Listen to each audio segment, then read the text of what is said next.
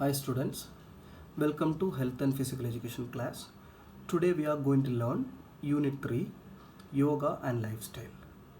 The topics are asthma, hypertension and back pain. First we will learn about the definition of yoga. Yoga is a system of exercises for the body that involves breath control and helps to relax both your mind and your body.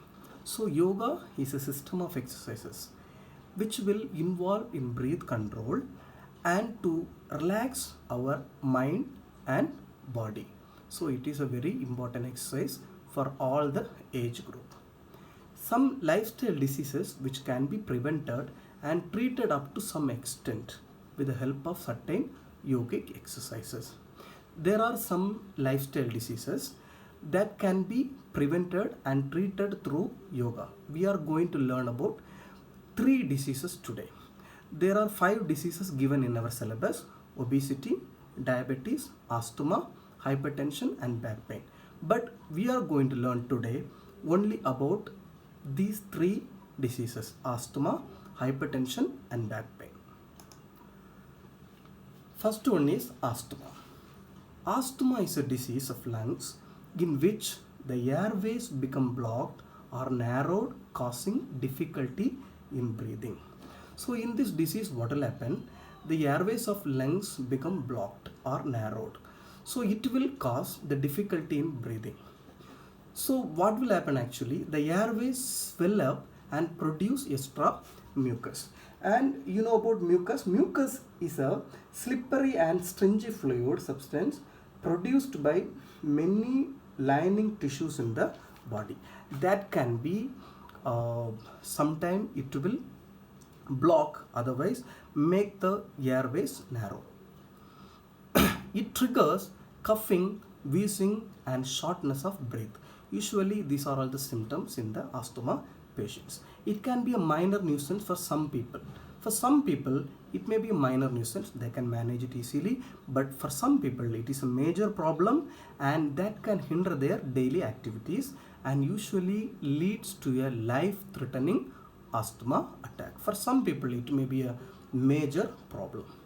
Asthma may be due to genetic factor. Sometimes genetically it can come to any people, but at the same time it can be allergic or non-allergic, maybe allergic or no allergic.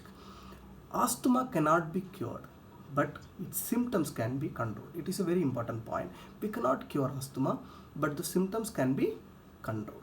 The substances cause allergies are smoke. Smoke is an enemy of asthma, maybe cigarette smoke, wood fire smoke, and some smells like strong fumes, sprays, perfumes and scented soaps will give allergies to asthma patients. Asanas to prevent asthma. They have given total 6 asanas. You can see here one by one. I have given the pictures here. Sukhasana is the first one. You can see this image. And Chakrasana is the another one. And Gomukhasana is the third one. Gomukhasana, they have given 2 images. One is front view, another one is back view. And Parvatasana. Parvatasana is this one. And Bhujangasana. Bhujangasana is a snake pose, this one. And Paschimottanasana. That is the bending, sitting pose. And there is a note for you all. All the asanas are explained with procedure, benefits and contraindications. In our book, we can see all the asanas with their procedures, benefits and the contraindication. But here we are going to learn about 2 asanas. Actually for 5 mark questions, if they ask about asthma, you can give the explanation about asthma and you have to write all these asanas name, and minimum you have to write about any 2 asanas. So learning about 2 asanas is very important. So here I am going to explain you today Sukhasana and Bhujangasana. Actually this Bhujangasana will be in the hypertension and back pain also it is coming. So it is very easy to learn. We will learn about today Sukhasana and Bhujangasana. Asanas to prevent asthma. First one is Sukhasana. You can see this picture. So this is like a meditative asana. It's a very simple sitting position and it is very easy to perform. So the procedure you can see, what you have to do, sit down with the leg straight in front of the body, bend the right leg and place the foot under the left thigh. This, it is, the step by step they have given in the procedure. Bend the left leg and keep the foot under the right thigh. That is what you can see the image and you can learn it. And place the hands on the knees. Chin should be in. Keep the head, neck and back straight. And close the eyes, relax your body. The timing is your choice. You want to sit for 5 minutes, 10 minutes or 15 minutes, you can sit. This is the proper position of and procedure of Sukhasana. Now we are going to learn about benefits of Sukhasana. It facilitates mental and physical balance without causing strain or pain. It is very easy for your balance. And it stretches and lengthens spine. It is very good for your spinal cord.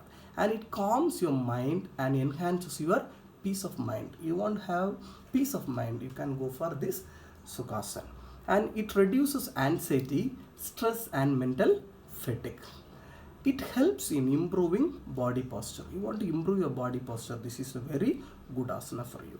It provides gentle massage to knees, calf muscles and thighs. It is because of sitting very relaxation posture. That is why it may be a good massage to your knees, calf muscle and thighs. It spreads a sense of calmness throughout your body and mind because it is coming under meditative asana. It is very easy to perform and very effective asana for the people those who are suffering by asthma. Contraindications of Sukhasana. Contraindication means there is the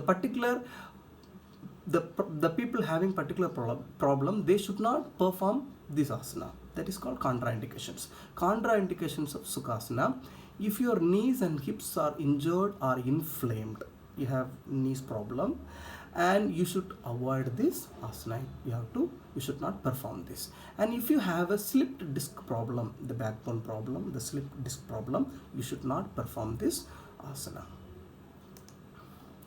And the second one is Bhujangasana. You have to keep in your mind, this Bhujangasana will come in hypertension and back pain also. So when you learn here, and it will be useful for you to learn about hypertension and back pain also. So it is coming in asthma, hypertension and back pain. So Bhujangasana, procedure of Bhujangasana, you can see here this picture, it is written properly here. It is a snake position. Okay, it is a snake position. Posture is like a snake. Lie down on the belly on the ground. Keep your hands near the shoulder and your legs close together. Straighten up your arms slowly and raise the chest. Your head should be backwards. Keep the position for some time and get back to the former position slowly. Perform this asana 3 to 5 times for good result. And in the particular position, you can stand for 10 seconds, 20 seconds, 30 seconds, 1 minute or more than 1 minute. That is your choice. But you have to perform it minimum 3 to 5 times for your good result.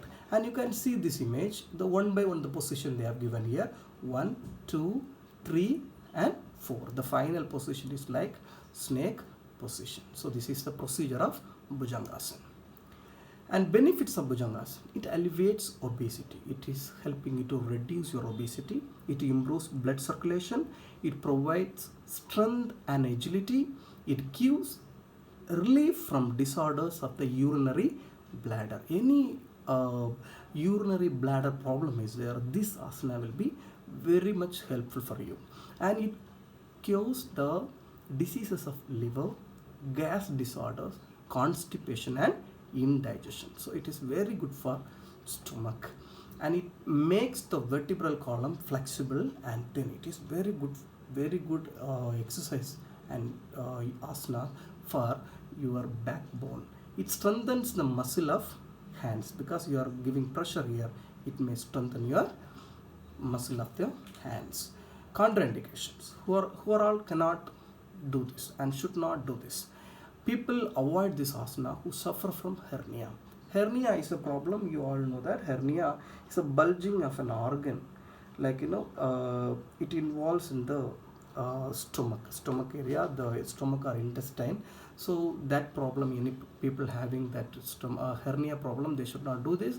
And back injuries, headaches, and recent abdominal surgeries, anybody have gone through the abdominal surgeries, they should not go for this asana.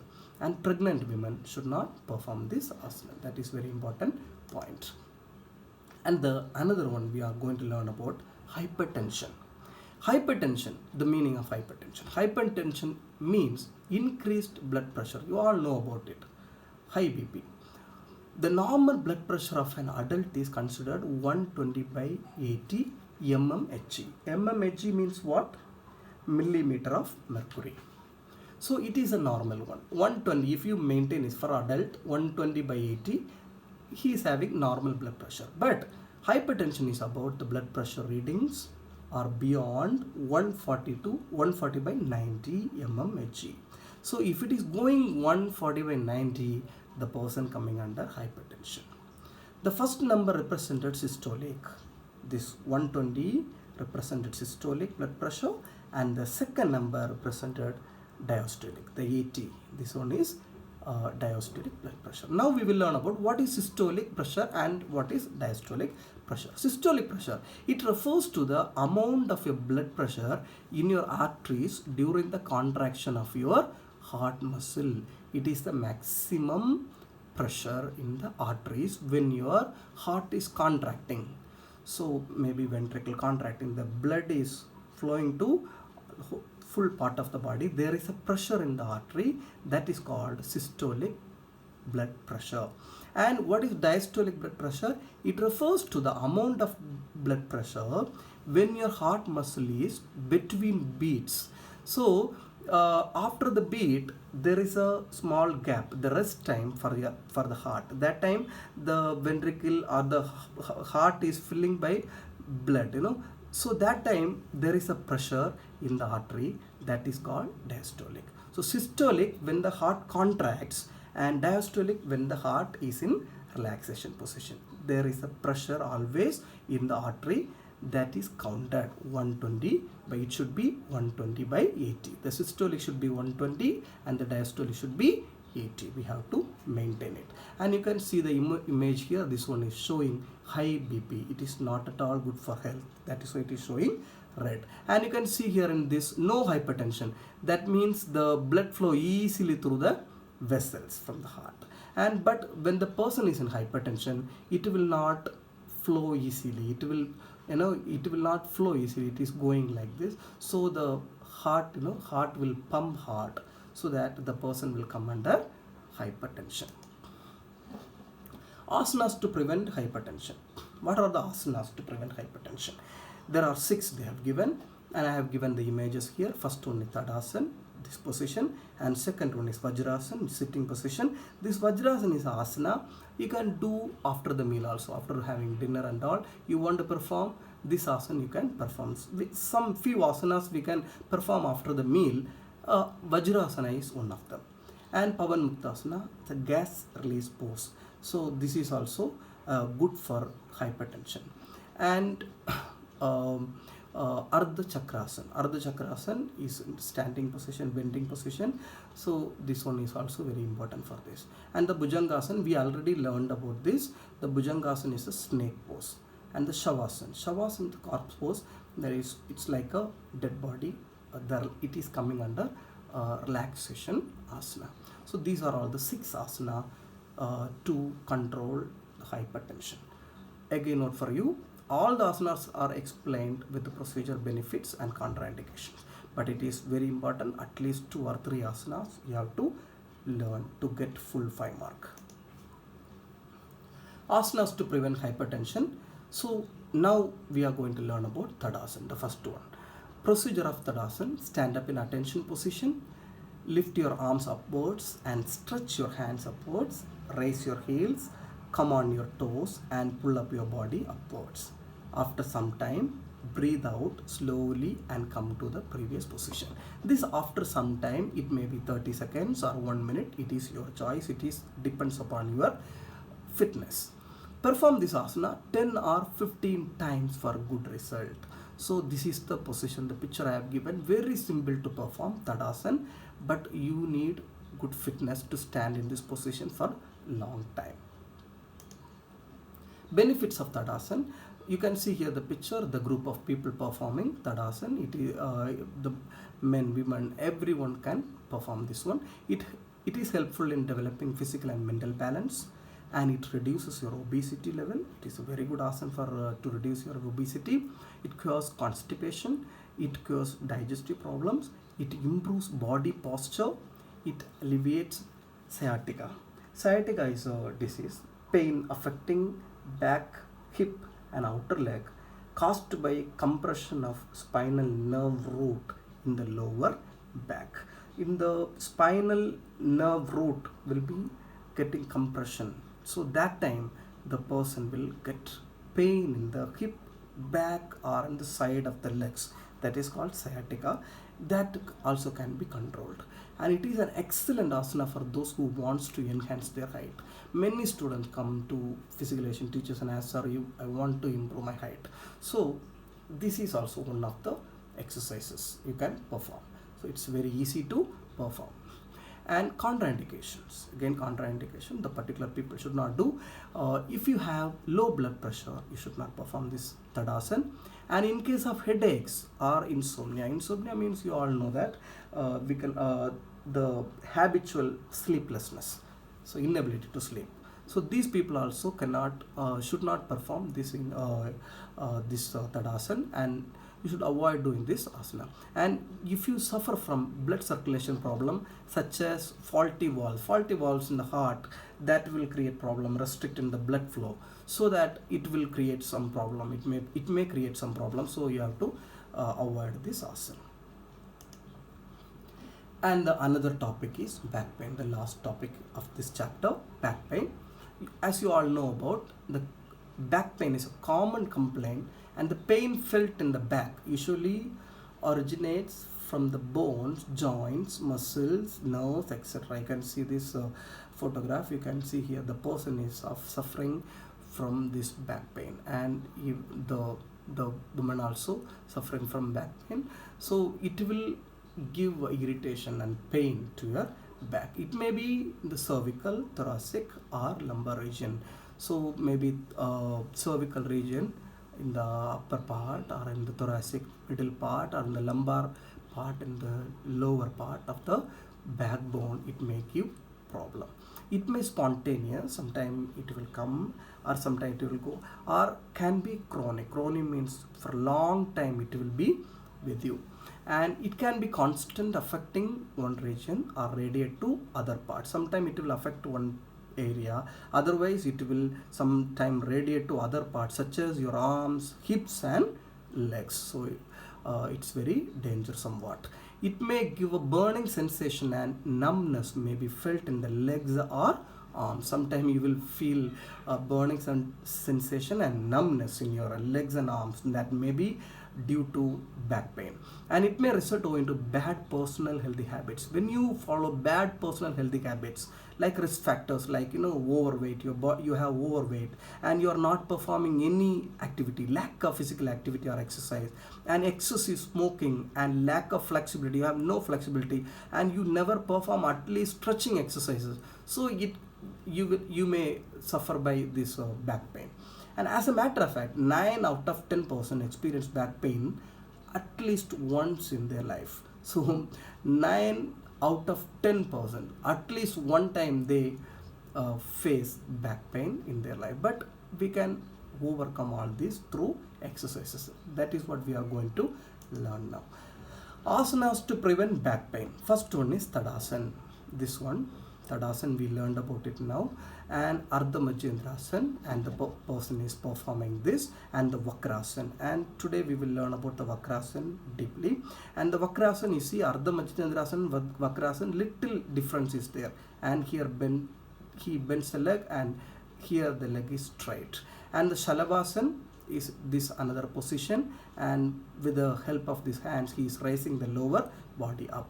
And in the Bhujangasana, the woman is raising the upper body in the snake position. We already learned about this Bhujangasana. Again, note for you, all the asanas explained with procedure benefits and contraindications in your textbook. So you can go through it and you can select any two asanas and learn it properly. And today we are going to learn about Vakrasana. Asanas to prevent back pain, Vakrasana. You can see the position of this girl and how she is sitting, Vakrasana, and one by one we have to follow. Sit down and stretch your legs straight and fold the right leg and keep the right leg's heel touching the left leg's knee, and this leg should touch the knee area, and place your right hand behind your back, the right hand here, and left arm over the right knee, the left arm over the right knee, and hold your right ankle, push your right knee as far as possible while exhaling. So twist your trunk to the right side. So you have to twist your trunk, so that time it may be the back pain can be reduced. Take sufficient support of left arm. You can take good support by holding the fingers here, and repeat the same procedure with another side, the left side. So that is what the procedure of Vakrasana you have to perform in the practical classes. Vakrasana, benefits of Vakrasana: it improves the function of both spinal cord and nervous system, and it prevents and controls diabetes. For diabetes patient, it is a very good asana to perform, and it strengthens kidneys. So you want to have very good kidney, and this asana is difficult to perform, but it will give you very good kidneys. So you will not have any kidney problem when you perform this asana continuously. It helps in reducing chronic back pain and shoulder pain, and it gives relief in stiffness of vertebra, so the back pain, and it reduces the belly fat. Belly fat can be controlled. And what are the contraindications? Who all should not do this? Avoid this asana in case of high blood pressure. If you have high BP, and you should not perform this one. An individual who suffer from peptic ulcer, you should not do this asana. The people suffering by ulcer, peptic ulcer, they should not perform this asana. This asana should not be performed who suffer from serious back injury. And you have and actually we are learning this for back pain. At the same time, you have serious back injury, you should not perform this asana. Better consult with a doctor. So these are all the things about Vakrasana. Thank you students for watching the video.